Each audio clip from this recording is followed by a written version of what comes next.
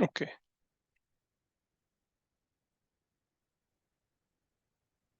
So I'll just share my screen and then we will go through the agenda for today.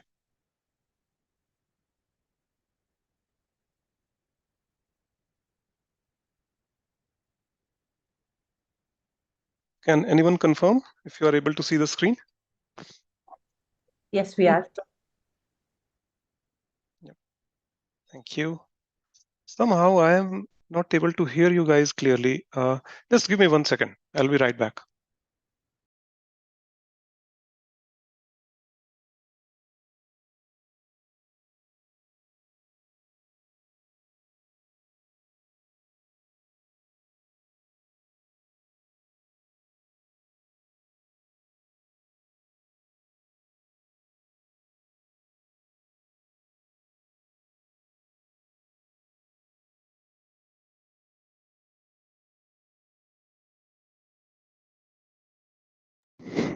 Okay, I hope it should be better now.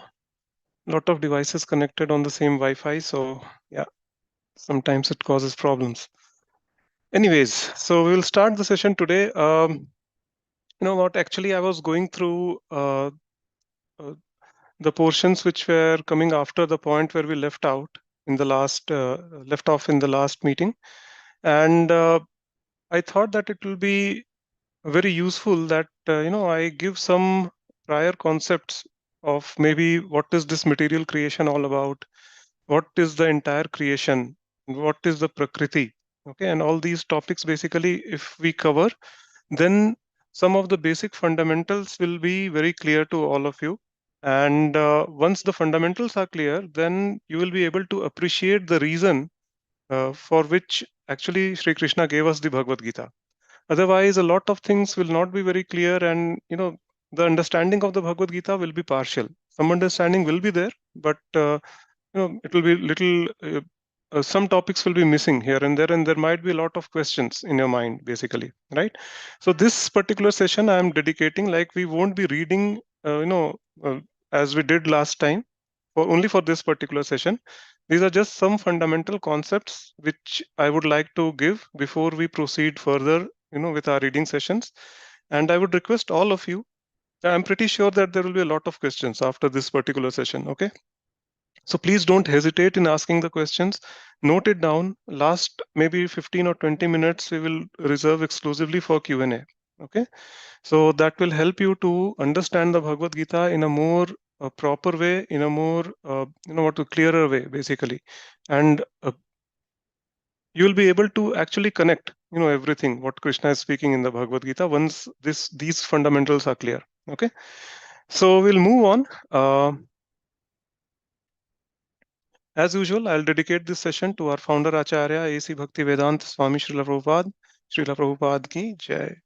Whatever I'm going to speak, I'll merely repeat what I have read in the books of Srila Prabhupada. Whatever I am going to speak, I will be merely repeating what I have heard in the lectures of Srila Prabhupada and what I have learned from my Siksha Gurus and the Guru Parampara of ISKCON. And this session is dedicated to him. So the agenda for today is Mangala Charan, as we all do every time, and then Bhagavad Gita introduction. Ideally, like I have written here pages 5 to 9, but this will be a little different, as I said. And then we'll come to the question and answer. Okay. So these are some of the questions which we will try to answer. Most probably we will try to, I think this session may not extend up to 1 full hour. Okay. So make the full use of it. Ask the questions, if you have any questions in mind. And some of the questions that we are going to answer now are these basically. What is the aim of human life and why it is so precious? Then the fundamentals of creation as per the Vedas. What is Prakriti? What are the energies of the Lord? And who we actually are and what role we have taken up in this material world. Right? So these are some of the questions that we will be answering today. And we will see. So the aim of human life, I think some of us must be remembering. Can anyone recollect from the first session that what what was the fundamental, or what was the core concept of the introduction to Krishna consciousness that we had discussed? Anyone who can recall? That the human are created for serving. Yes, However, due very good. to materialistic lifestyle, the world, and the influence, hmm we have got ourselves into service of something. We are still doing service of something else, but hmm the main goal should be some, towards the spiritual um, the service towards Krishna. Absolutely, So absolutely. Very nice, Mataji. And what and who are we actually? we are the souls. Yes, we are the spirit souls, right? And this is our body. What you see on the camera is my body, basically. And yes, very nicely summarized, Mataji. So that was the whole crux of the first, the introduction. And this is what we need to imbibe. So we'll, drill down a little further in these aspects today, and we will see, what are these concepts. And these are very interesting things as well. Little bit of technical, but I'll not go very deep into all these things. But still, these are very interesting things. Okay. So the creation, as per the Vedas. Now, when it comes to the creation, the instantly, what actually hits our mind is basically the universe. Okay, the universe in which we are living in, actually, right?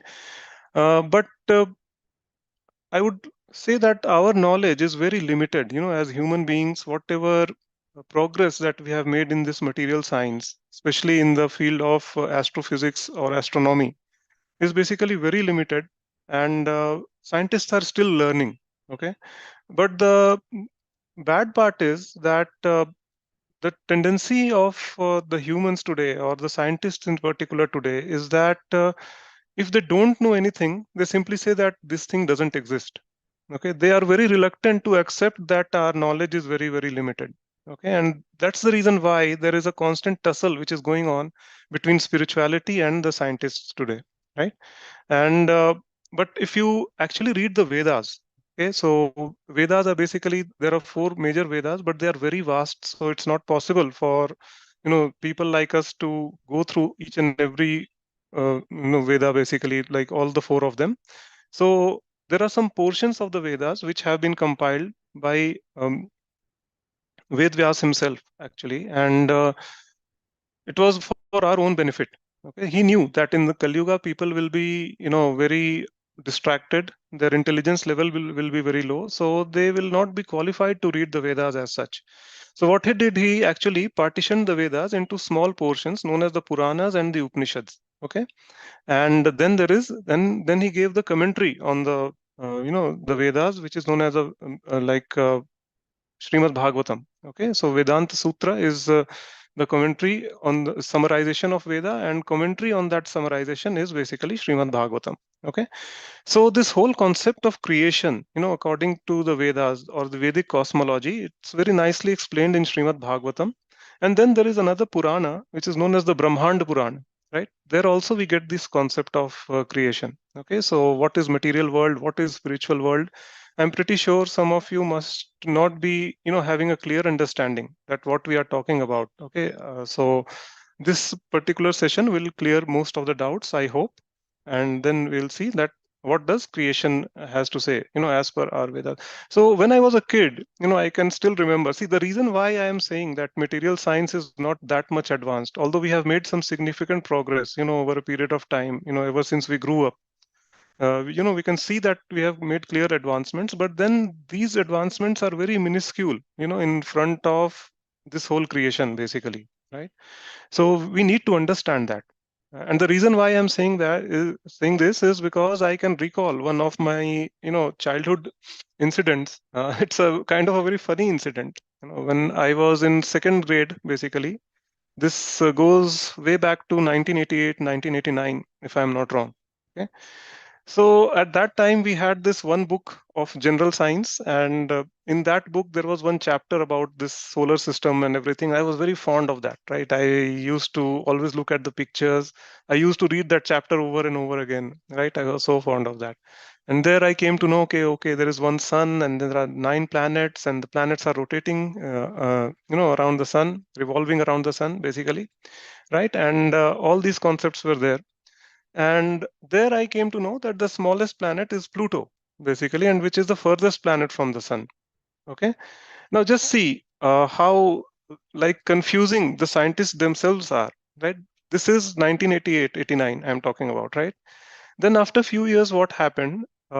Scientists were themselves very, split, had a split opinion about this. Some of them were saying, okay, Pluto, I mean, can it be considered a planet at all in the first place, right? I mean, it's too small to be called a planet.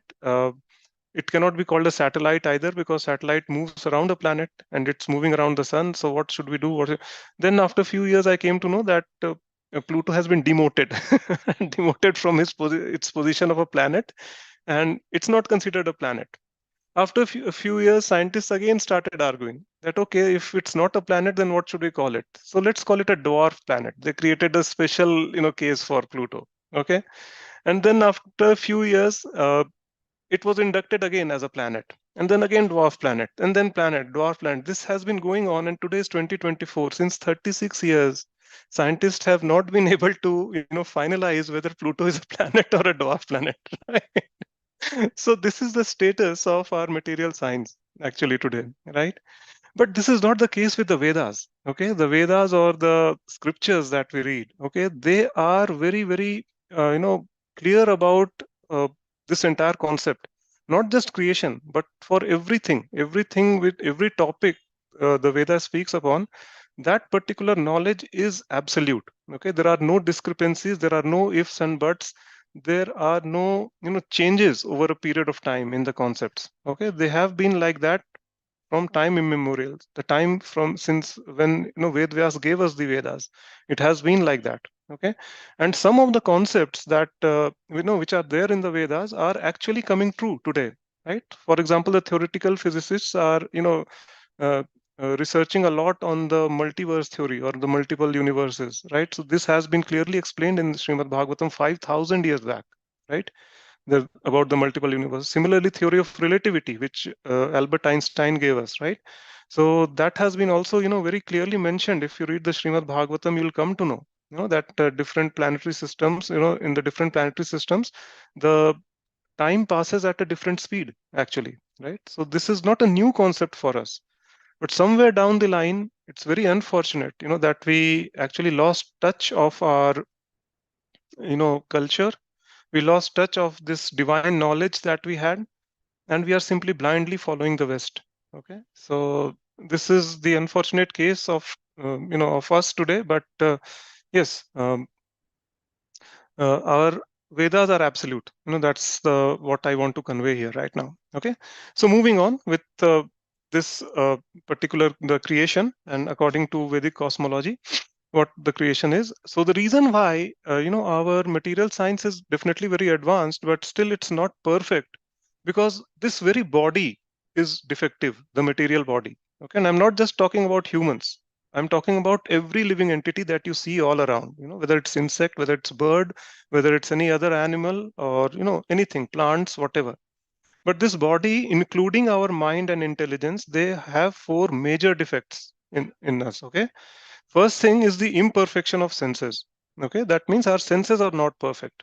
As an example, we can try to understand that if you say this human body, okay, so this human body is basically tuned or programmed to see only a specific spectrum of light. Okay, we cannot see the infrared, we cannot see the ultraviolet radiations. Okay, there is a specific spectrum which has been defined, and we actually see within that only, right? So in that way, the senses are imperfect. Similarly, the sound, okay, we cannot perceive hypersonic sounds, or we cannot perceive subsonic sounds. Okay, there is a frequency range which is given to us, and that is what we perceive. Some animals can hear ultrasonic, some animals can hear subsonic, but then again, the frequency varies from species to species. But the thing is that none of the living and none of these species in the living entity, has a perfect sense, that they can hear all type of sounds, or they can hear all types of, they can see all types of, lights and all those things. Okay,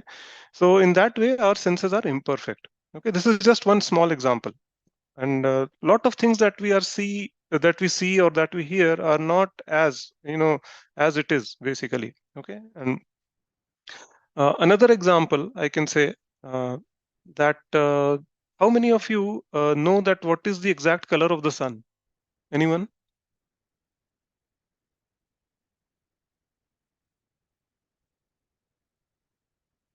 Any one of you? Prabhuji, red. Okay, that's one answer. Anyone else? Ji, color of the sun changes when the light of the moon falls on that. Light of the moon falls on the sun. Okay. Anyone else? As per my knowledge, it's white, Mm-hmm. but because of the flares, we see it in different colors. Yes, very nice. I think you are the closest one, Mataji. So yes, the thing is, Siddharth Prabhu, you are also right. But so our sun is actually not red. Okay, there are certain stars which are smaller than sun, and they have this reddish color. But as the stars actually grow in size, they become, the sun is a medium-sized star. Similarly, there are larger stars. So as it grows in size, the color actually changes from red to white and then to bluish. Okay. So our sun is bluish white in color. And as we go with the larger stars, it's actually blue in color. The reason why we see it as red or orange or yellow is because of the dispersion in the atmosphere, right? There are different layers of air in the atmosphere, and with those, the molecular dispersion takes place. And then, so in this way, you see that our senses are so imperfect that we can't even see the actual color of the sun. Right from our childhood, we are either seeing it as orange or red or yellow or whatever, right? But none of us have seen it bluish white, right? So this is how our senses are imperfect, right? And why our senses are imperfect? Because we are always illusioned. Okay, this particular creation itself is known as Maya. Maya means illusion. Okay, so the senses are imperfect, we are always illusioned, and because of these two flaws, we have another flaw, that is, we have a tendency to make mistakes.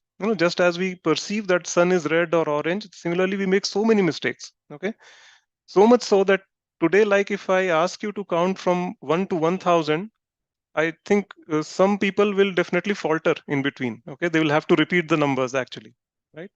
So this is the condition, right? And then finally, because we have imperfect senses, because we are always illusioned, because we have tendency to make mistakes, we also have the tendency to cheat, right? So these are four major flaws in any, material body. Okay, it doesn't depend whether we are humans or not. It happens with each and every living entity. Okay.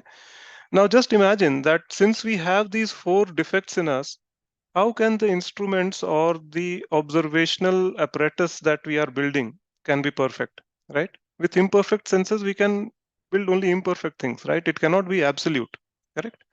So, but that is not the case with the Vedas. Why? Because Vedas doesn't belong to this material world.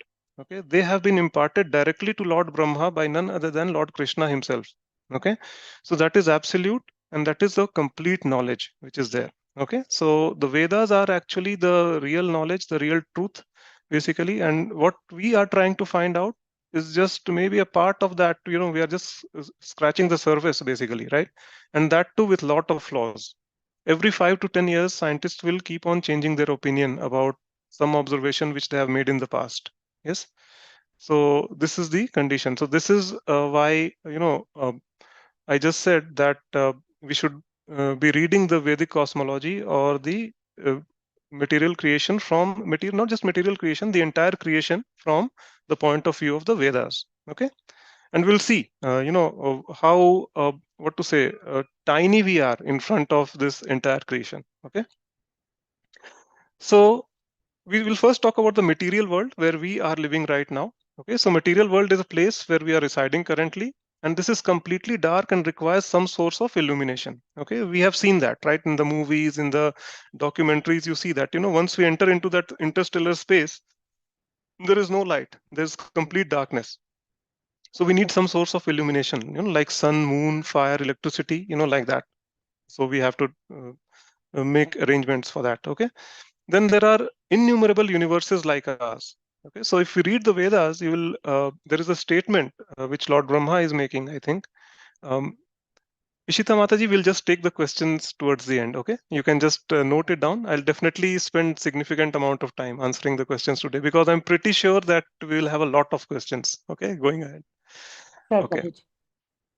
so there are innumerable universes, and it's clearly mentioned that this whole creation, material creation, is can be considered like a sack of mustard seeds. No? And say one sack of mustard seeds is what, like 50 kgs, 55 kgs, I don't know, something like that. And just imagine in 50 kg sack, how many mustard seeds will be there? That's innumerable. You cannot count them, right? And each mustard seed, represents a universe. So this is the, what to say, magnitude of this material creation. Okay, so there are so many universes, and the this multiverse theory, or the theory of multiple universes, which is a hot topic in theoretical physics today, actually it's just a modern topic, right? Scientists have just started looking into it in just a few years back, not for a long time basically, right? But this has been mentioned in our scriptures 5,000 years back, when Srimad Bhagavatam was written. It's there in the Bhagavatam, right? So you can just imagine how advanced this Vedic science is, right?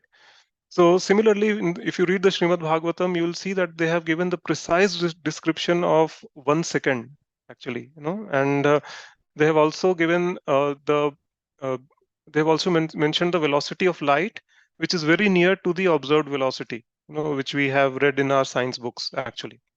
So these things are are not very new concepts, actually, as the scientists feel today. This is a very old concept, and it has been there since time immemorial.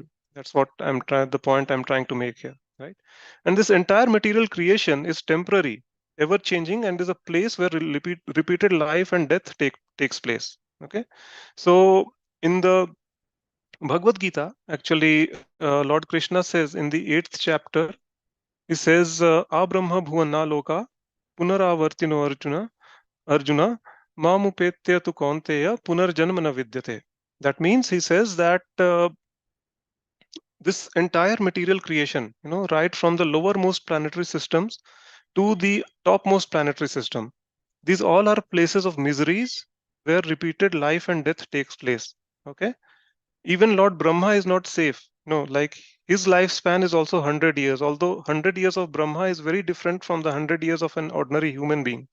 Okay, but he also has an expiry date, actually. Okay, so from the lowermost planetary system to the topmost planetary system, these all are places of miseries. Lord Krishna is saying this, okay, where repeated life and death takes place. But he who attains my abode, O son of Kunti, never takes birth again. Right? That means once we reach Krishna's abode, or that place is known as the spiritual world. We'll see later in this session. Okay, and once you reach that place, and it comprises of lot of spiritual planets which are known as the Vaikuntha planets. Okay, if you reach any of these Vaikuntha planets, there is no taking birth again. You will be simply experiencing eternal bliss, happiness, and complete knowledge. Okay, so this is the whole concept of the Bhagavad Gita, that you practice bhakti nicely, surrender to Krishna, finish your business in this particular lifetime, go back home, back to Vaikuntha. Okay, so this is what Krishna is saying. Okay, but and the most important thing, this material creation makes up only 25% of the total creation. That means 75% is the spiritual world. It comprises of the Vaikuntha planets.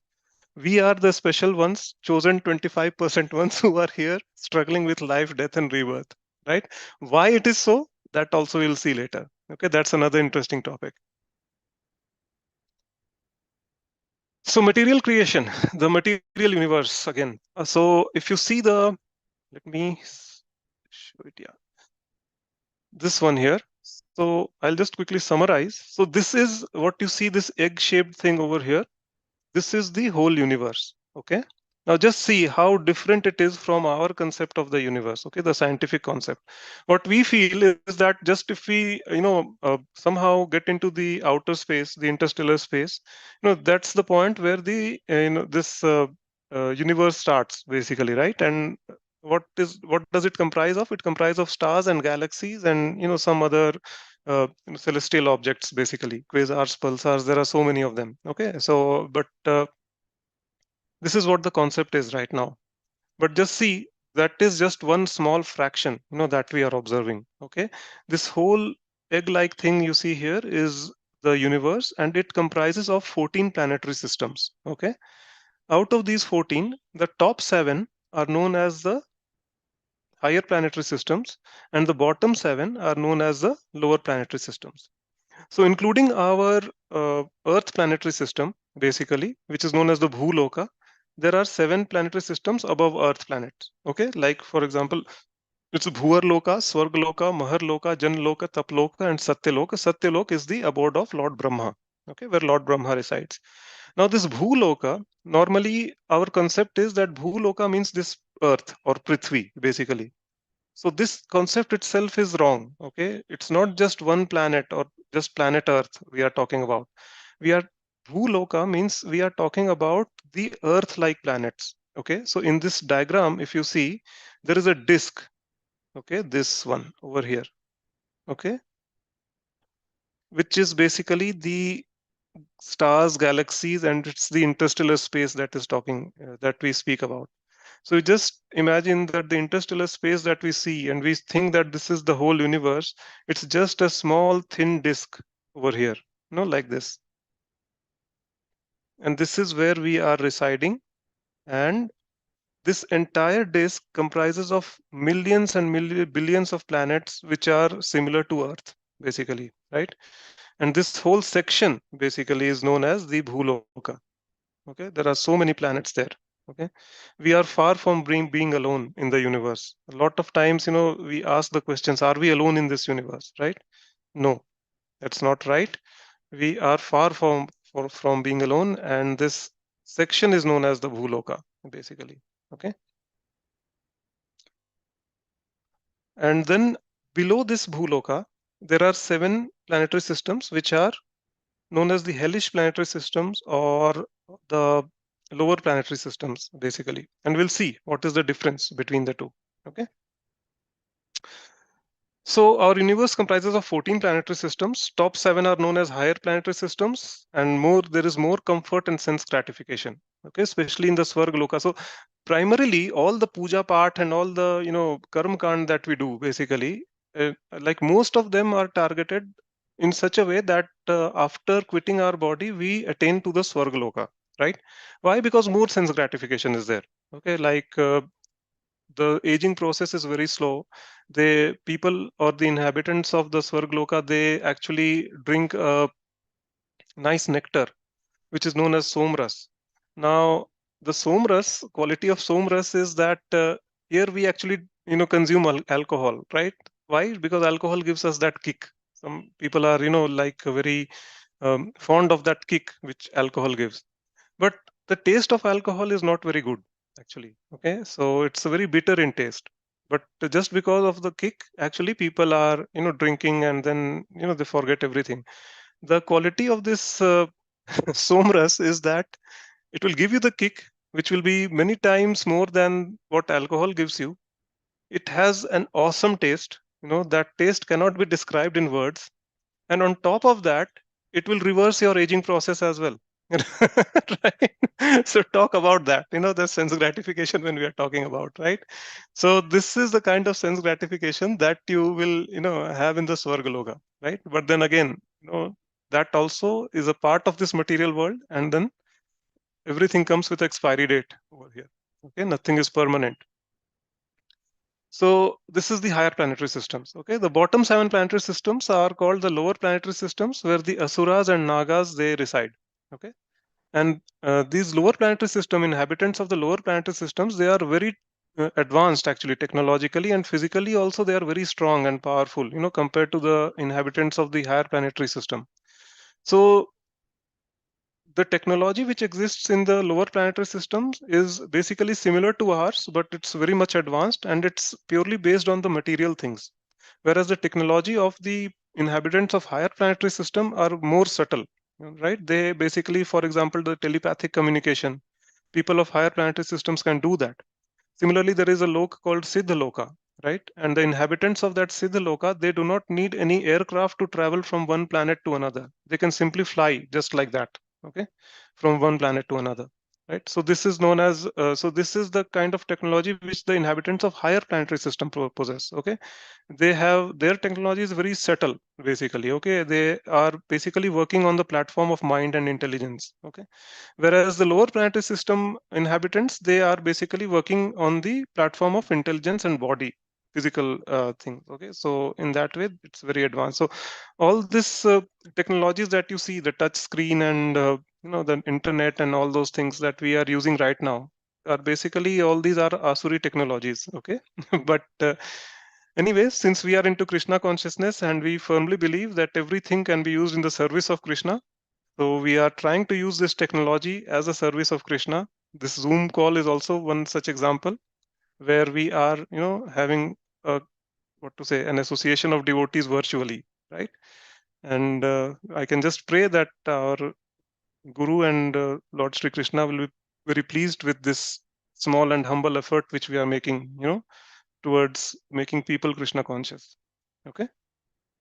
So this was about lower planetary system, and sense gratification is there in the inhabitants of lower planetary system, but it's very miserable place due to lack of spirituality. Okay. So this is the, now just now you will be able to appreciate the special position of humans, like why devis and devatas also are hankering to take birth in as humans, and that too in the age of Kali Yuga, right? The reason is that the position or the situation of this bhuloka is such that it's right in middle of the top planetary systems and the bottom planetary systems. Okay. So as we go above, the sense gratification and comfort also increases. And in that scenario, when you are very, very happy, it's very difficult to remember Krishna, or it's very difficult to practice bhakti. Similarly, if you are very miserable, right, if you are completely deprived of spirituality and you are just working like 18 hours, 20 hours a day, then again you are so miserable, your condition is so pathetic that in that misery you will never be able to remember Krishna. Okay. So on the earth planetary system, we have just the right mix of happiness and distress, basically. So the chances of practicing bhakti is very high in the bhuloka, basically. Okay.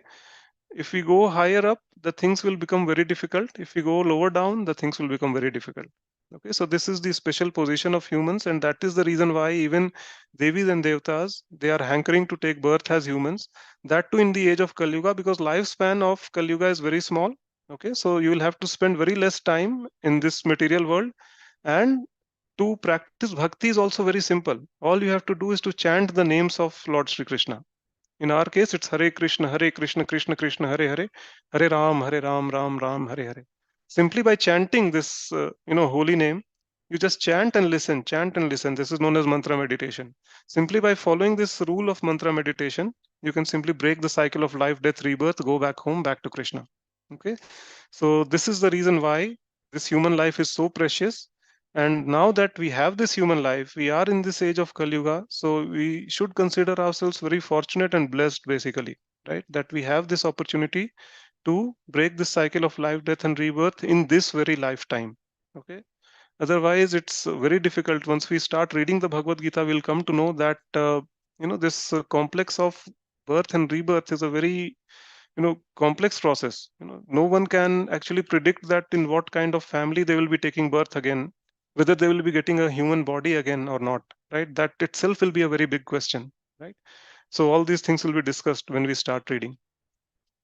Anyways, coming back, so this was about our material world, the material creation, the material universe, basically.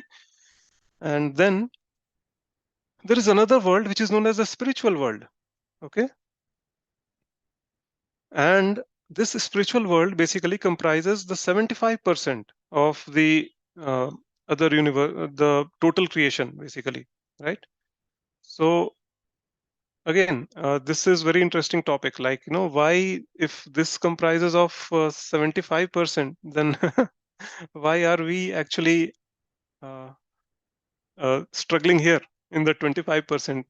what is so special about us, that we were selected in these 25%. Okay, so anyways, so it comprises of 75%, and it's just the opposite of basically the material world. We said that material world is full of darkness and we need some source of illumination. Okay, but the spiritual world, it's just the opposite. It's always illuminated.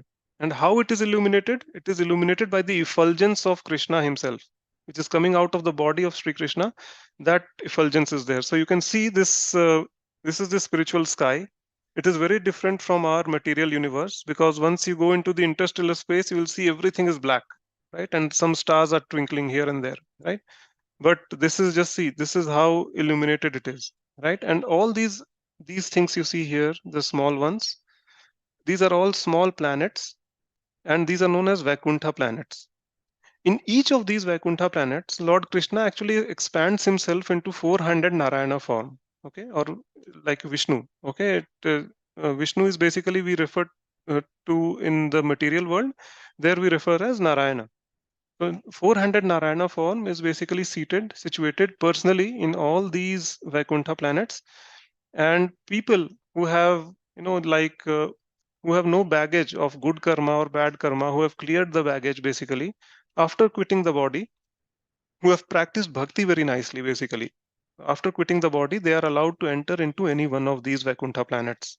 Okay, and the topmost planet in this spiritual world is known as the Golok Vrindavan, where Krishna himself is present in his original form, original two-handed form as Murlidhar, right?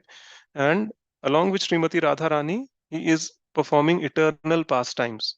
Okay, and once we reach any of these planets, the only job description that you'll have is to serve either any of these Narayana form, or if you are, like fortunate enough to reach Golok Vrindavan, then basically you will have to participate in the pastimes of Krishna.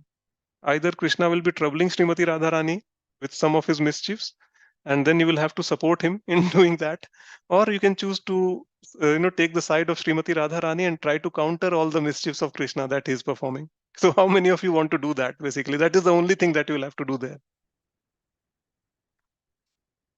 Okay, so this is about the material world. So just like material world, it also has innumerable universes or planetary systems, and it is eternally illuminated, full of knowledge and eternal bliss, and this world is known as the Vaikuntha.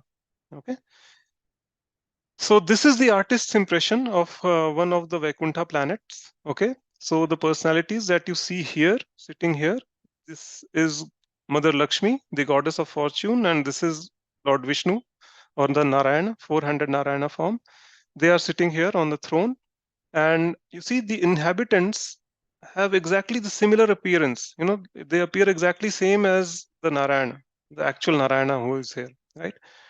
But there is a difference that all of them are actually serving him, right? And you see the floors, basically they are made up of touchstone. They are so clean, neat and clean, and there is not even a particle of dust there, right? And it's made up of touchstone. Basically, touchstone means it's a parasmani. It's called in Hindi. And the quality of this touchstone is that it's wish fulfilling. You hold that stone in your hand and you ask for anything, your desire will come true instantly. And second thing is that if you touch any iron, a piece of iron with the touchstone, it will immediately turn into gold. Okay, so this is the quality of the touchstone. So this entire flooring and all the buildings are basically made of touchstone. The trees that you see here are all desired trees, or the wish fulfilling trees. So you just stand beneath one of the tree and you just say samosa. So you will get a plate of samosa and a chutney along with it, right?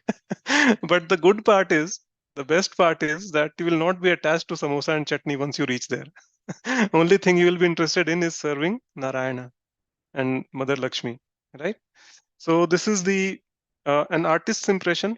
So this is the best that we can imagine. Basically, it's based on our imagination, and then, as we have discussed earlier, that our this entire intelligence, mind, and this whole body is full of 4 defects, basically. So with these defects, whatever best we could come up with is, something like this. But it's way more beautiful, trust me, and that place is just the place to be. Okay, there is no life, no birth, no death, no miseries. It's just Vaikuntha. Vaikuntha means without, jahan koi kuntha nahi ho. Kuntha means dukh, right? So that is known as Vaikuntha. And it's eternally full of bliss. Okay. So this is the place where we want to go. Okay. This is the place where, like in ISKCON, we say a lot of times that, you just chant Hare Krishna and break this cycle of life and death. So this is what we mean. And this in the scriptures of some other faiths is sometimes referred to as the kingdom of God. Okay. So this is the kingdom of God, basically. All the Vaikuntha planets are under his kingdom. Okay. And we'll see why have we fallen into this material world, material existence, and why are we just put into this cycle of life, death, and rebirth. We'll see a little later. Okay. So now I would like to discuss some very important topic. Who are we? Who we actually are? What role we have taken up in this material world, and what are we trying to do here? Okay. Now, if this particular topic is very clear to all of you, then I think understanding the Bhagavad Gita, or any fundamentals of spirituality will always be very clear. Okay. So please listen very carefully, intently, and then if you have any questions, please feel free to ask. Okay. Just give me 1 minute.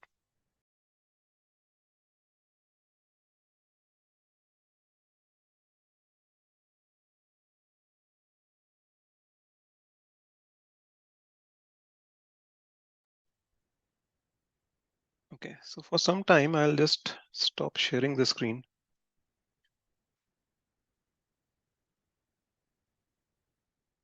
Okay. So now in the Bhagavad Gita, Krishna says, Mame Vamsho Jiva Loke Jiv Bhuta Sanatana Manasasthani Indriyani Prakritisthani Karshati. I think I have referred to this shloka in the previous session also. And what Krishna says here, that all the living entities are my eternal fragmental parts. Eternal fragmental parts. Since time immemorial, we are just part and parcels of Krishna. Okay. And Manasasthani Indriyani, that means along with the five senses, six senses, which includes the mind, okay, we are struggling very hard because of the conditioned life which is here. Okay, the illusion life, we are living under an illusion, right? And we are struggling very hard. Okay, so now I'll come to a very important concept, that what actually we are trying to do and who we are actually. Okay, so just in electrostatics, like if you have studied electrostatics or magnetism, there is a concept of charge in electrostatics, positive charge and negative charge, right? Similarly, in magnetism, there is north pole and south pole. Okay, so similar concept is here. What is this concept? That there is something known as the Purusha. Purusha means not the man, okay, not the gender I'm talking about. Purusha in Sanskrit means enjoyer, okay. And there's another thing which is known as Prakriti, okay, which is basically that which is enjoyed, okay, that which is enjoyed by the Purusha, okay. So this Purusha and Prakriti, these are two different entities basically, and we are very closely connected, okay, to this concept actually. So please don't kind of what to say, associate this with your genders actually. Okay, that is not the right perspective to do. Just try to understand the core concept. Okay, so Purusha means the enjoyer. Now we have seen that we have came in this material world. Why? To enjoy, right? We just want to enjoy here. You see, uh, like every person, irrespective of the fact whether they are men or women or any other, other species of life, insects, birds, everyone is just trying to enjoy. What we are trying to do is we are trying to exploit this material nature, all the natural resources which are there around us, and in some way or the other we are trying to modify it in such a way that we are trying to use it for our own sense gratification. Okay, so in that way we are all enjoyers. Okay, so we are all purushas basically. We are trying to enjoy here, so we have taken up the role of the purusha.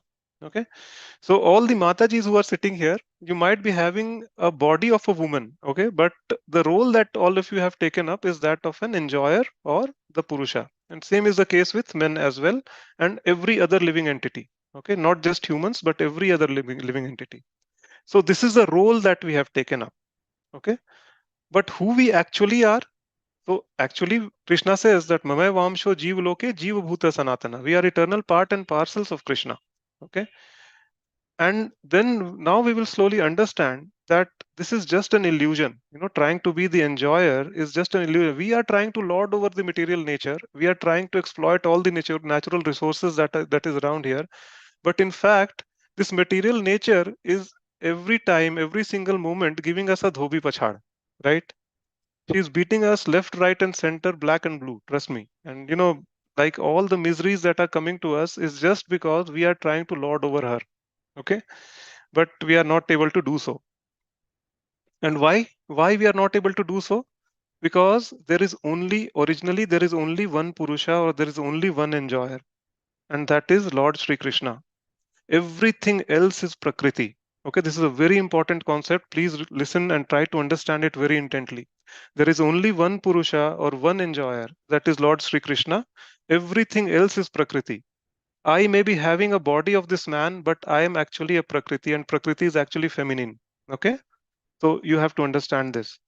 So now, if this concept is clear, then we can move ahead, and we can try to see what exactly, we'll come to know about more about what Prakriti is, how many types of Prakriti is there, how many types of energies are there, basically, and then we will try to see what we are actually trying to do here. Okay, what we are trying to achieve here, why we came here in this first place, into this material world in the first place.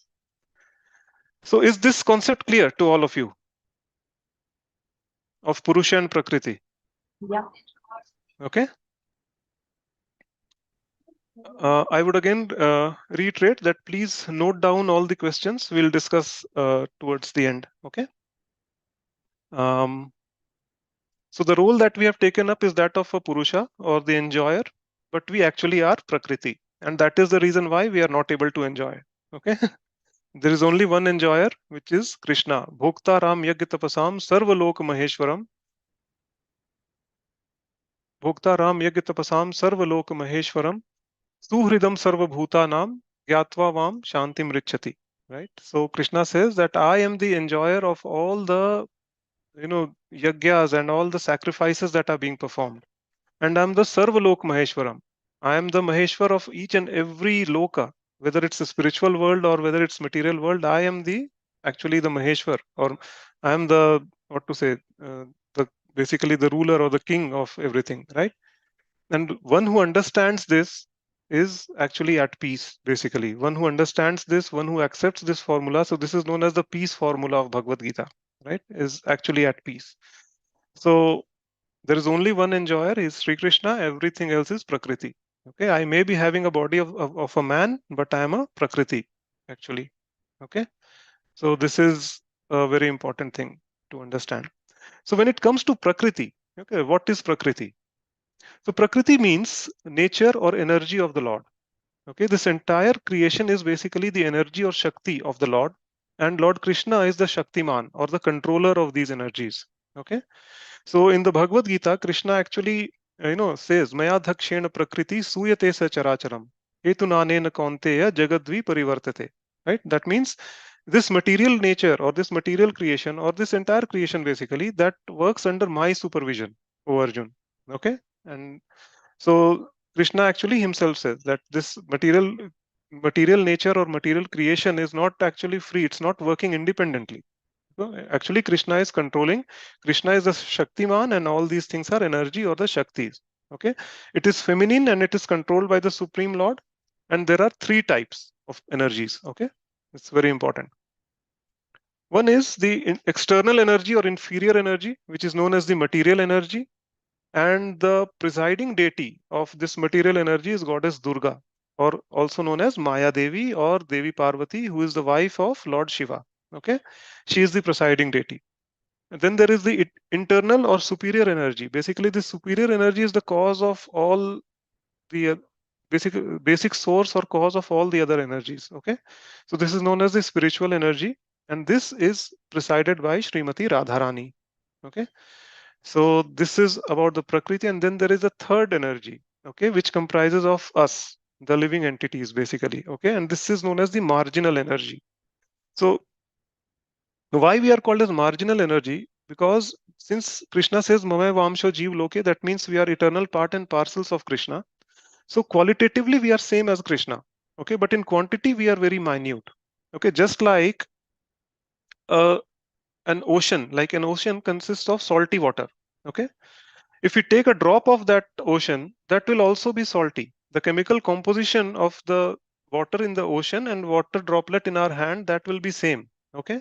But the quantity is different. Ocean is very vast and a drop of water is very tiny. It can just, fall into our palm also, right? So this is the difference between us and Krishna. So Krishna is infinite, we are infinitesimal, but qualitatively we are same, right?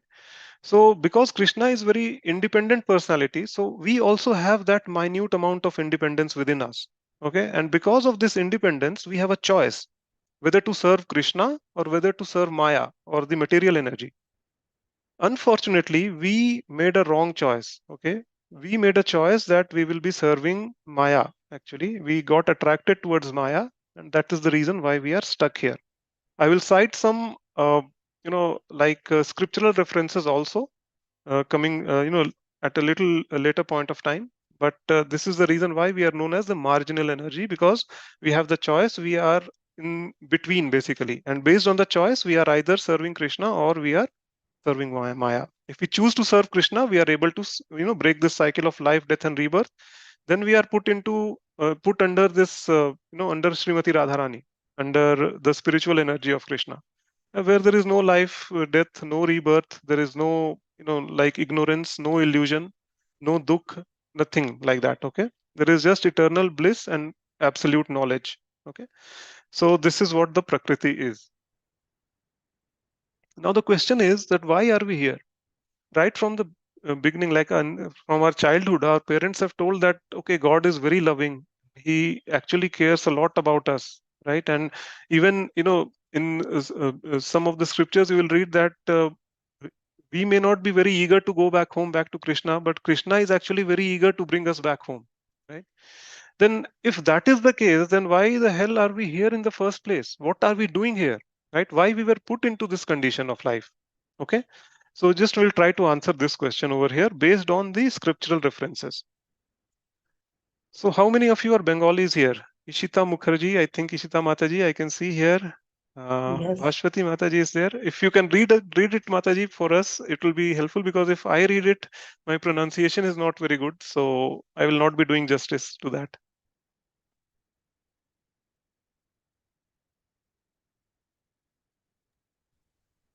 I am not very fluent in reading the Bangla words, but Okay. I'll try to pronounce this one, the one written in English. It's Okay. Krishna Bhuli Shei Jiva Hmm. Anadi Bahirmukha. Bahirmukha Ateva Maya Tare Dea Hmm. Samara Samsara Dukha. Dukha. Samshara Dukha. Thank you. Thank you so much, Mataji. So, forgetting Krishna, the living entity has been attracted by the external feature from time immemorial. Okay, since time immemorial. Therefore, the illusory energy of Maya gives him all kinds of misery in this material existence. And this is said by none other than Lord Chaitanya Mahaprabhu, who was Krishna himself. And you can find this reference in the Madhya Leela of Chaitanya Charitamrit, chapter number 20, verse number 117. Okay. So it so happened that we were with Krishna originally.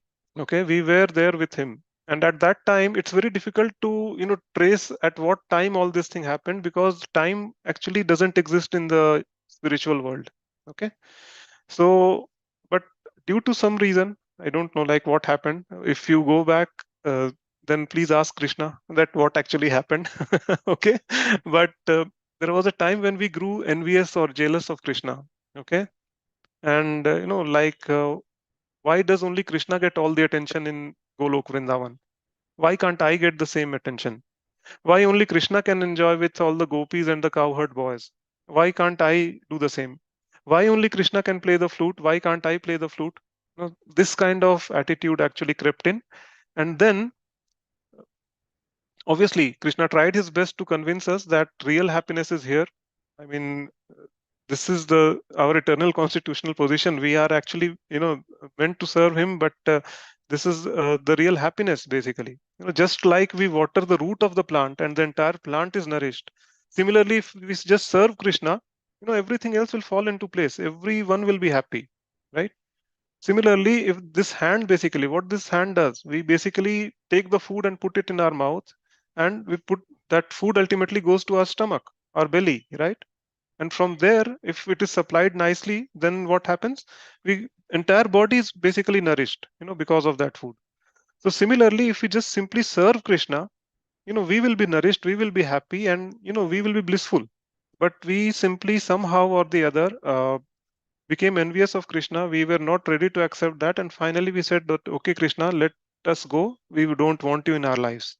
Okay, and we just left him, and but Krishna was kind enough. He said that, okay, I'll create another place for you. Just see that if you are able to, able to become Krishna there or not. Okay, and then he created this material world, and he sent us here basically. So that is the reason why 75% of the whole creation is spiritual, whereas just 25% it comprises of very special beings like us who have rebelled against Krishna, and that 25% is residing here. So this material world is basically a kind of a rehabilitation center. It's not a place to enjoy. जब दिमाग खराब हो जाता है लोगों का तो क्या करते हैं उसे, राइट? उन्हें पागल खाने भेज देते हैं. Or if someone is addicted to too much addicted to alcohol or smoking, what happens? We send them to a rehabilitation center to get rid of that bad habit. If a computer is basically infected with some virus, what do we need to do? We need to run the antivirus software, not an antivirus or whatever. There are so many of them. Okay, so then once that virus is cleansed, then what happens, that it starts working properly. So similarly, that virus is there in our heads now. That that thing has crept in, that enviousness, jealousy, kam, krodh, lobh, moh, mad, matsarya. This has crept into our thing, and this place is basically to cleanse those things. That is the reason why there is only misery over here. That you do anything, ultimately you will be frustrated, and then you will be left with no other alternative but to surrender unto Krishna, and then you will slowly come to the realization that, okay, what I did was wrong, and this is my eternal constitutional position. In the Bhagavad Gita, Krishna says, Bahunam Janmana Mante Gyanvanvam Prapadyate Vasudeva Sarvamiti Sa Mahatma Sudurlabha. Right? That means after many, many lifetimes, billions and billions of lifetimes, he who is in complete knowledge and who understands the things they are and who understands me to be the cause of all causes ultimately surrenders unto me. And such a great soul is very, very rare. Mahatma Sudurlabha. So all of you sitting here basically on a Saturday evening are basically Mahatmas, right? Because, and this has not happened just overnight. Okay, like, yes, in this particular lifetime, some devotee might have come to you, and they might have given you an offer that, okay, this is a Bhagavad Gita session, it's going to start, you join. But trust me, it's not that simple. You all have committed some really good deeds in your previous lives, and over a period of time you have come to this conclusion that, okay, let me surrender to Krishna, let me attend a session like this, let me read the Bhagavad Gita. Okay, so you all are very, very fortunate. Okay, so this is the whole reason why we are struggling in this material universe, material world. And because we became envious of Krishna, it was our choice to come down here. So we should try our best to go back home, back to Krishna. And I have already discussed who we are, what role we have taken up, right?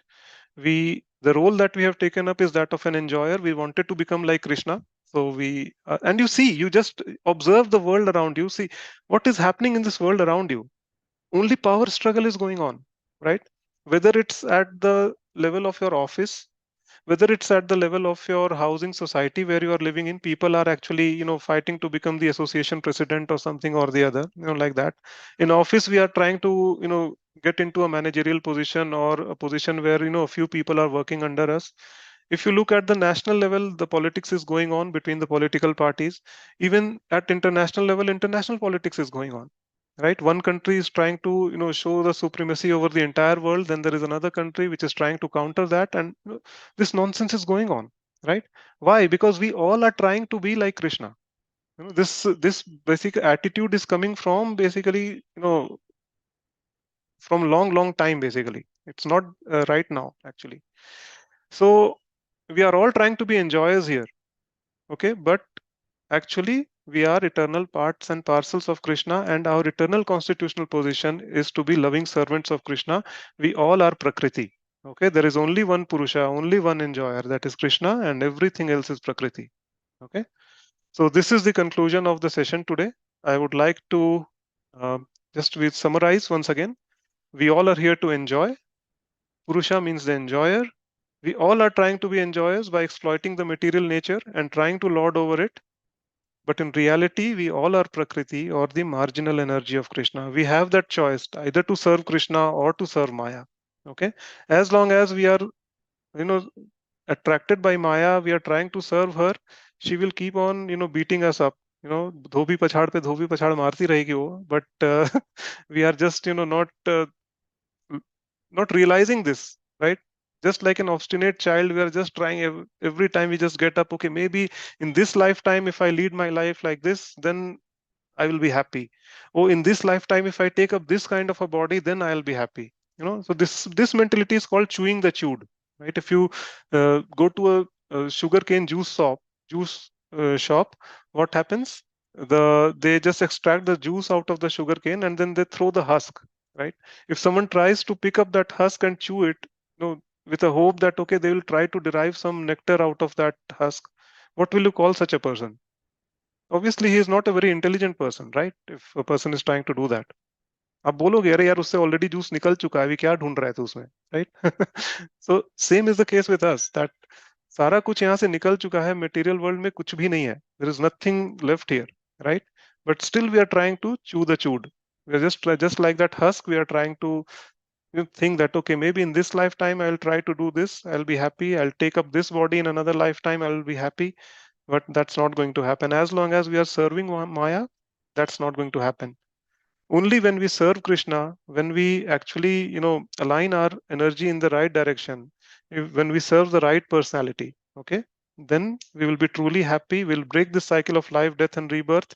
We will live a life of eternal bliss and an absolute knowledge. Okay, so that brings us to the end of the session. Thank you so much for staying till the end. Now comes the part of the question and answer.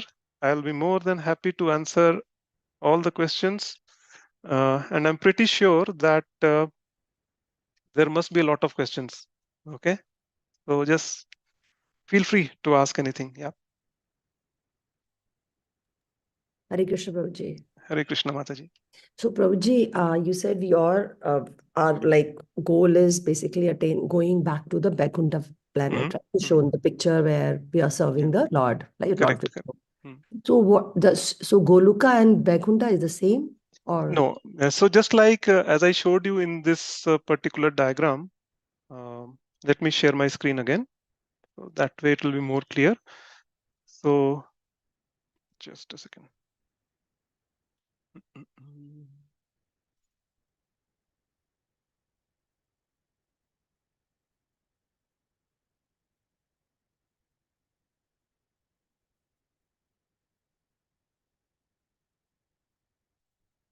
Yes. So this particular image, if you see, right? So you see that there are so many planetary systems, and if I go one step above, so this is the material creation basically. There are so many universes, right? So similarly, in the spiritual world also, there are so many other planets, or universes in this spiritual sky. Okay. So all these are known as Vaikuntha, and Golok Vrindavan is the topmost. So just like in material world, the topmost planet is known as the Satyaloka, or the abode of Lord Brahma, right? So similarly, in the spiritual world, the topmost planetary system is called Golok Vrindavan, where Krishna, in his original form, actually he resides in the Goloka, right, along with Srimati Radharani, and he's performing his eternal pastime. So being in Goloka is basically, billion times more, nectarian, or billion times more sweeter experience than being just in the Vaikuntha, right? So that's why in ISKCON we actually, uh, you know, uh, like pray to Srimati Radharani and Krishna, the Yugal Kishore form of Krishna. Okay, and that is the reason why, because we as ISKCON devotees are not satisfied even with just any other Vaikuntha planet.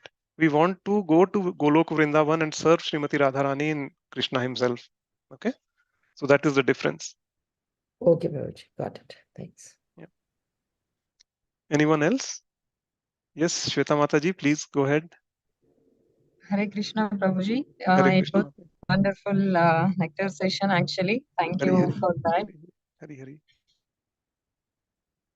Yes. So, when we are like proceeding with the transcendental path, like when we started, so even the four regulative principle in that there we have this no intoxications, right? In the four regulative principles. So when we had that comparison of somaras, so you have explained that it is a bit equivalent or more than that Yes. alcohol. It's It much is, better than alcohol, actually. yeah. Yeah. So if we are into that, maybe in the moon planet or sun planet, the higher planets. So if you are moving into that, and again maybe certain period, suppose in the moon planet it is 10,000 years. So we can stay there and we can be there in the moon planet, and then once the tenure is completed, again we are fallen back as a fallen soul again to the Correct. earth. Earth. So Yeah. is there, yeah. So suppose if we are a step ahead into sun planet or moon planet, so is there any other spiritual ways that will initiate us again so that we can proceed further, or Yes, of is course, of or is course. it No. I think, yeah, that is also a way. Okay. okay? So it's a very good question, by the way, Mataji. Thank you so much for bringing this up, because this will clarify the doubts of all the devotees present here. Okay. So thank you so much for asking it. So yes, there is a way that you can definitely, make progress from higher planetary systems to still higher, and then ultimately, break this cycle. But then that is a very difficult path. Why? Um, the reason being that to practice bhakti, as I said earlier, in the higher planetary systems is, the chances of practicing bhakti is very remote. Why? Because there are so many arrangements for sense gratification. Okay, there is something called as somras, where people are enjoying that. Then there are celestial maidens, which are known as apsaras. They will always be there. You will be having the company of those apsaras, and just imagine, with all these arrangements of sense gratification, how many times will you be able to think of Krishna? Okay. So it's not that it's not possible to practice bhakti there, but then to actually do that is something which is much more demanding, compared to practicing bhakti here on Earth planets, actually. Okay. Because over here we have just the right mix of happiness and distress. Okay. So we are actually at the right balance. So the chances of us practicing bhakti is far more compared to the demigods who are residing in the higher planetary systems. Okay. So generally what will happen, that with such kind of sense gratification will again, lead an illusioned life. We will be, completely in the mood of full enjoyment. And then when our pious credits are over, then, we'll come to the realization, oh, what I have done. I have just, wasted my life again. Right. So that is the whole situation. So that is the reason why this Earth planetary system is considered to be more conducive for practicing bhakti, rather than any of the higher planetary systems. But yes, then there are above, if you still go above, there are, furthermore, there are three planetary systems: the Maharlok, Janlok, and Taplok. Actually, these planets are comprised of the inhabitants who are very, very pious. Okay. And they are always actually, involved in meditation, and they are actually trying to break the cycle of life, death, and rebirth. And actually, what happens, that every universe actually has a expiry date. Okay. At the end there will be something called as a pralay, and this universe will be completely annihilated. So at the time of pralay, what happens, the top three planetary systems, Satyalok, Tapalok, and Janalok, okay, these are actually all the inhabitants. They for the time being go to any of the Vaikuntha planets in the spiritual world, and rest all the planetary systems are annihilated. Okay. When the new creation starts, they come back again. Okay. And they continue their journey from there. But then, that time period is very long. Okay. You will have to spend again like millions of years from the calculation of Earth planetary system to actually complete those meditation that you are doing there, and then finally go back home, back to Vaikuntha. Whereas here in Earth planetary system, and that too in the age of Kali Yuga, just you have to stay here for what? Maybe 70 years, 100 years at the max, and just chant Hare Krishna, go back home, back to Krishna. So that is much simpler, compared to taking the longer path. But yes, the ways are there. but it's more challenging and more demanding. Actually, you will have to have extraordinary amount of control over your senses actually to practice bhakti in any of these higher planetary systems, or even in the lower planetary systems for that matter. Okay, did I answer your question, Mataji? Yeah. Yes, Prabhuji. Yeah. Thank you. Thanks for wonderful explanation. Yeah. I was having this doubt actually, so maybe someone should be there, like how Srila Prabhupada was Yes. here to Yeah. initiate No. So I think everything is there in this book. If you read the Bhagavad Gita as it is, chapter number 17 and 18. Okay. I think in Okay. one of the purports it's there. I will just personally I'll send you the references. Okay. Okay. He has Yeah. clearly mentioned there. Okay. Yeah. Okay, Prabhuji. Yeah. Thank you so much. Hare Krishna, Mataji. Anyone Prabhuji, else? I have a question, Prabhuji, a last Yes. question to you. Yes. Sridevi Mataji, happy So, to see you first of all. yeah, thank you, so, Prabhuji. It's been so a are you long time disconnected with ISKCON. Yes. I was very much upset. So are you in Bangalore or Hyderabad? Hyderabad, Prabhuji. Okay. Very Hyderabad. nice. Yeah, Very nice, Mataji. Okay. yeah. Thank you. Yeah. So, Prabhuji, my question is like, we have understood about Krishna, or we have come to Krishna conscious like mid of our life cycle. Yes. So the karmas, what we have done in the past, Mhm. irrespective of our chant towards the Krishna, Mhm. is it still uh, that we have to come back to the earthly planet in our next No, janma, or how it is, Prabhuji? it takes less than 30 seconds basically to burn off all your karmas, just like that. Okay. In the Okay. 18th chapter, Krishna says, Sarv dharman parityajya mam ekam sharanam vraja. Aham tvam sarva papebhyo mokshishyami ma shucha. Abandon all varieties of religion and just surrender unto me. I will burn away all your sinful reactions. Do not fear, right? Do not have any doubt whether I can do it or not. Do not have any doubt whether I will do it or not. I will do it, right? This is what Krishna's promise is. So if you just, sit at one place, fold your hands and just say, Krishna, whatever has happened. But from this moment on, I am yours and you are mine, right?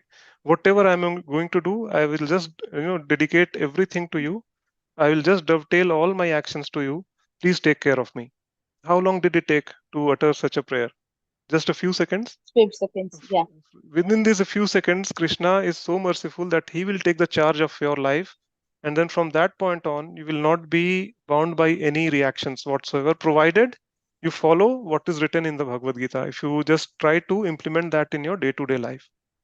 For example, if I am a software engineer, I go to the office, I have to deal with so many people every day, right? So what will Right. happen that sometimes, even if you don't want, what happens that you have to indulge in some office politics. Okay. I mean, Mm. you are just pulled into that. Okay. But then at the end of the day, what happens? You just come out of the office and just sit and just for 1 second, you say, okay, Krishna, whatever I have done today, it's all dedicated to you. I offer that to you. Simple, as simple as that. You just do that, and then everything else is. Krishna says actually, that yat karoshi yad ashnashi yad juhoshi dadasi yat tapasyasi kaunteya tat kurushva madarpanan. Whatever you do, whatever you eat, whatever austerities you perform, whatever charities you do, okay, do that, O son of Kunti, as an offering to me. So in that way, in the next sloka, he says that in that way, what will happen? You will not be bound by the reactions of all these, activities, and ultimately you will be left with no baggage. You will come back home, back to me, right? It's not that Krishna is actually demanding, or he is actually, trying to show his supremacy on us, by saying these slokas. He's saying these slokas just for us, basically. He's more concerned about us, that because this is the only way we can go back home, back to him. Otherwise, for even for a single instance, if we have attachment to any person, place, animal, or thing, right, then we will be simply bound by the action and reaction, that karma cycle, basically, right? And that's very, very vicious. You don't know where you will be landing up after that. So it hardly takes Absolutely. 30 seconds, Mataji, to just answer your question. Just surrender. I know, like sometimes even I also feel that I just wasted 36, 37 years of my life, and now I have come to Krishna consciousness. Then what about the kids who are just born in a Krishna conscious family, right? Mm. They are chanting right from the childhood, actually. I can see in my center, the kids, they are reciting the shlokas of Bhagavad Gita much better than me, right? So, Mm. yes, they are definitely blessed. It's 100% sure that this is their last life, basically, in this material world. But then we are also safe. Okay. So we need not worry. Sure, Prabhuji. Thank you so much. Hare Krishna. Hare Krishna. Hare Krishna, Prabhuji. Hare Krishna, Mataji. You were very right when you said we will have a lot of questions by the end of the session, which is so true. Yeah. Now, I had like 3 to 4 questions because I wrote it down while you were explaining the slides. So the first question that came to my head was, what are the gods and why Krishna or Vishnu avatar of Krishna or the demigods? Why they have so many hands? Or they're depicted with so many hands? Are they not like us? They don't look like us, or something No, like no, that? it's just basically to demonstrate more efficiency. Actually, see, we have taken birth in this particular body, okay, which is made up of 5 elements. Actually, all the demigods are also jivatmas like us. Okay, first you have to understand the difference between the demigods and us. Okay, and Lord Krishna. Lord Krishna is transcendental. He is in the spiritual world. He is actually beyond. He is not touched by material nature at all. Okay, so it is said that Lord Krishna is like the sunshine and the material nature is like the darkness. Wherever there is sunshine, the darkness will not exist. Okay, so let's not compare ourselves to Krishna. Okay, he is just in his own position. Okay, and he's supremely independent, so he can do whatever he likes. Okay, but the demigods, actually, on the other hand, they are just jivatmas like us. Even Lord Brahma is just a jivatma like us. The only difference between us and Lord Brahma, or us and maybe Lord Ganesha, or any other demigod, is that the pious credit which Lord Ganesha has, or pious credits which Lord Brahma has, is way, way, way more than what we have. Okay, that is the reason why they have taken the position of Brahma, they have taken the position of Indra, or they have taken the position of Ganesha, whereas we are ordinary human beings. Okay, this is the first thing. So when we talk about multiple hands, so that is basically the more efficient way. Okay, and our universe is actually a less complex universe, compared when you compare it to the entire material creation. There are Brahmas with 10,000 heads, or maybe 1 lakh heads also. Our Brahma just has 4 heads, right? So that kind of complexity is there. So it's just more efficient, basically having more hands. We cannot conceive that. We find it a little weird because right from our birth we are accustomed to this body, basically, right, which is made up of 5 elements. And out of those 5 elements, since we are on the Earth planetary system, the primary element in our body is that of Earth, right? That's why we say that मिट्टी से आए हैं मिट्टी में ही मिल जाएंगे, like that. So, but the inhabitants of Sun planet, they have the fire element more in them, right? In the uh, uh, in the inhabitants of the Varun Lok, where the Varun Dev is the deity, is the basically the god of the seas. Basically, they have water element more in their body, right? So these all are different types of creations, and having more hands is just one way to increase the efficiency to do so many tasks at the same time, right? And it is actually very convenient, but to us it may appear that it's a little weird because there are so many hands. We are accustomed to these 2 hands only, so that is the only reason why. Thank you, Prabhuji. Yeah. Can I also ask another Yeah, question? please go ahead, Mataji. Yeah. Thank you. The slide that we can see on the screen. So Mhm. usually people say when somebody is no more, usually people say Bhav Sagar Tarna. I am not sure if I'm saying that right or not, but I've heard people saying this. Where is this sagar located? I Okay, mean, so this Bhav Sagar, or the ocean of nescience that we call, is the material existence actually. Okay, and this entire thing that you see in this picture over here, this is just one universe in this whole material creation. Okay, so Bhav Sagar Tarna means, this will actually explain you better. So you see, this whole picture is basically mostly it's spiritual world. This small section over here that you see, that is the material world. Okay, so this is known as the Bhavsagar. Basically, in the terminology that we are using, is known as the Bhavsagar. So once you cross this, this material existence, or basically this cycle of life, death, and rebirth, that is what we are trying to do here.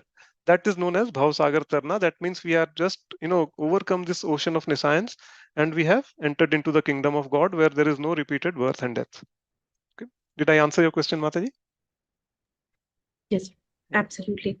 Yeah. And last question that I had in my head was, so in the Vaikunt Lok, Mhm. when so many provisions are there, Absolutely. Krishna might as well think about passing some provisions on this planet where people are actually looking for it, where people do not need it. You gave the example of samosas, for example.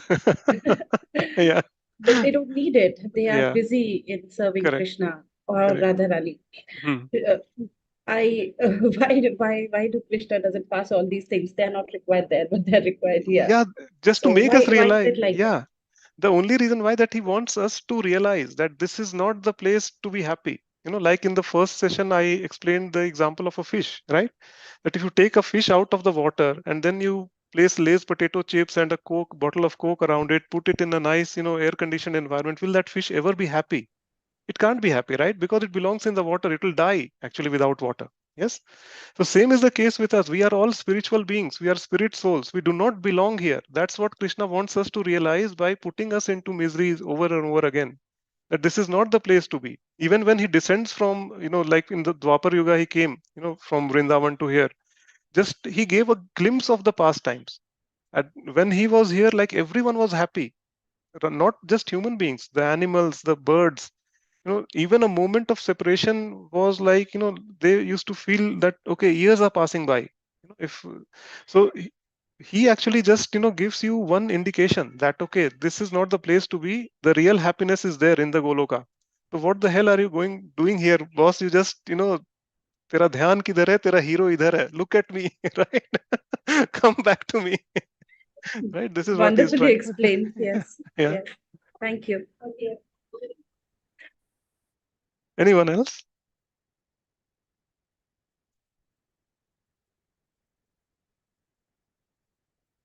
Okay,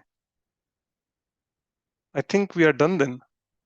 Nice, but I think I'm very happy that all of you asked so many questions because, see, the only reason why I am here today, giving sessions on Bhagavad Gita is because all my questions were answered. I used to ask questions left, right, and center. And trust me, I can just introduce to some of my Siksha Gurus to you, and they will tell you that how pestering I was. Actually, they were fed up of me. कि अरे यार फिर आ गया ये. So asking questions is a sign of intelligence. That's what my Siksha Guru told me, actually, right? And I'm really happy that all of you are asking so many questions. Just please keep attending these sessions. From next time onwards, we'll read the Bhagavad Gita. I thought that these concepts are very important.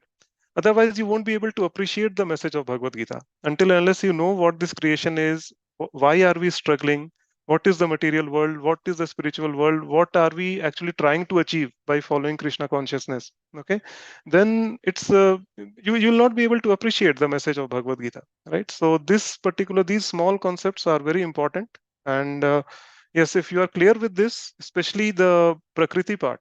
Okay, that there is only one enjoyer or one Purusha, that is Krishna. Everything else is Prakriti, right? If this is clear to you, then I think even in the most turbulent times of your life, you will be in divine consciousness. Take my word for that. Okay, just keep reading the Bhagavad Gita and just stay with us. Come into this association every week, and I think we will be just progressing very nicely on this path of Krishna consciousness. Thank you so much. Vancha kalpatarubhyascha kripa sindhubhya eva cha patitanam pavanebhyo vaishnavebhyo namo namah. Hare Krishna. Hare Krishna. Thank you so much, Prabhuji. Hare Krishna. Dandrat Pranam. Thank you so much, Maharaj. Hare Krishna.